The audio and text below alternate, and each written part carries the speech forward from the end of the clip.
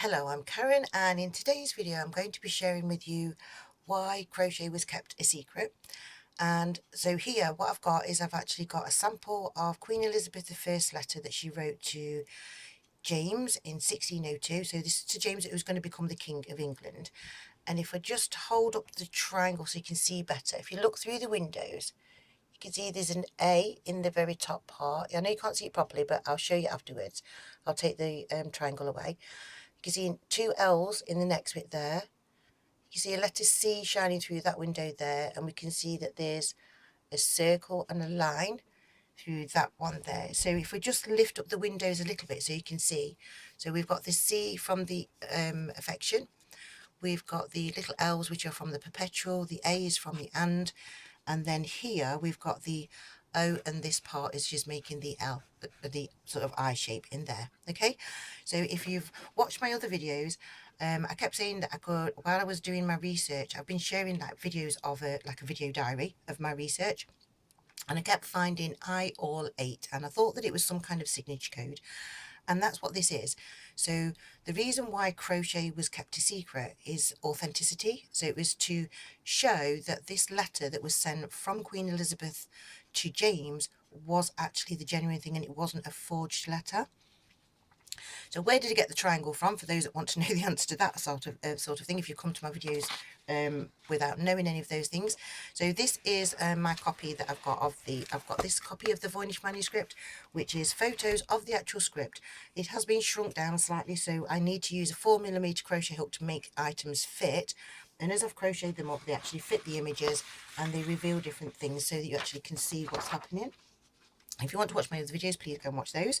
But the triangle in particular, if we had the triangle this way around, what we needed to do was we needed to line up it with the thistle. So we've got this stitch there that lines up with the thistle, and then what happens is through the window you could actually see the letter J. What you can do as well actually with this is actually just put your fingers over these bits and you can actually see a J in the middle and a 6 at the other side. There is parts of the book you can actually decode without actually needing to crochet. But crochet itself, so if nobody knew how to crochet, nobody would be able to know how to hide the secrets inside it and have that signature code inside there to prove authenticity. And so there's going to be that question that you're going to ask, like, how do we get from Queen Elizabeth I to be able to be the Voynich manuscript and where it's got to? So what I've been doing is I've been doing some of my research. I published some videos in February this year. I shared them with Lisa Fagan Davis, who's a paleographer who did the research on the book. And so I found out then which pages belong to which scribe. There's 5 different scribes that wrote in the book. This is scribe number 1. But this scribe, that's because they wrote the most amount in the book, and I think that's Queen Elizabeth because she was actually on the throne the longest, and so scribes number 2, 3, 4 and 5 are actually the older monarchs. So how did the book get from Queen Elizabeth I to be able to go down its journey that it's gone down to be able to be traced historically? And my link there is Edward Kelly. So Edward Kelly is linked to the Queen by John Dee. So John Dee worked for Queen Elizabeth I. Edward Kelly worked with John Dee, and they went over to Europe and went over to Italy. And it's Edward Kelly's secretary that is thought to have been the last person that actually owned the manuscript that actually sold it to Rudolph II. So how did Edward Kelly get the manuscript?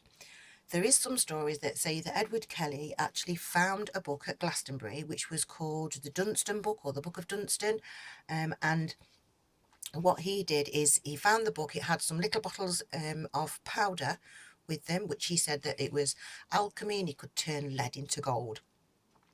But realistically, I think the little bottles of powder, because one was white and one was red, they were the inks to be able to make the actual, to do the paintwork. And I think looking at the book and looking at the history things and everything, I think that Queen Elizabeth I was actually painting the blue sections inside the book.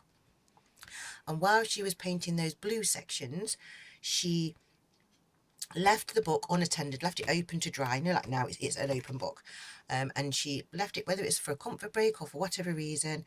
Edward Kelly came along, found the book, took the book, and because I think he was spying on the Queen. I don't know whether he tried to blackmail the Queen about the book, but knowing that John Dee was he was respected and he was giving like advice to the Queen, because he ended up going with Edward Kelly to around Europe and to Italy. I don't know whether John Dee was actually trying to get the book back, whether Edward Kelly was actually trying to do a forgery of it. That I obviously don't know the answer to that, but we've got like the context of how it can follow the path. Now, the only way that I could actually have all of this confirmed would be if today's monarch, which is King Charles III, whether he would be able to confirm all of that. And I understand and I accept that people don't want to accept that the Voynich manuscript is actually Crochet. And so if I wrote a letter that said, hi, I think that the Voynich manuscript is actually an old royal book, and actually its real name is Recipe, and it did used to belong to the royal family.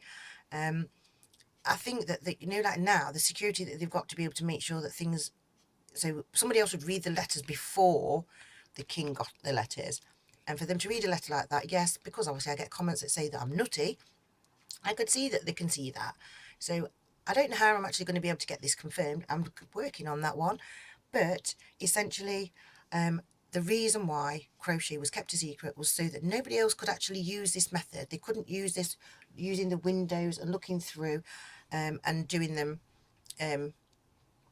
just to be able to see. I've just thought I'd just share this one. I actually did one in the Victorian crochet in the colours of from the Victorian book, just because I thought it just looked really pretty. And I wanted to share with you as well that if you do this square with the front post stitches in it, when you turn it over, it makes an absolutely stunning cross on the back. But anyway, I think that the things that I found, you hold them over, they prove that the book is actually authentic. The letter that was from the Queen, so this letter here, this sample, obviously yes, you'd need to make this triangle a smaller size to shrink it down to fit the actual words, but I wanted you to be able to see through the windows to actually see how it actually fits over the text. So you can see that it was just used just to see whether the letters was genuine or not.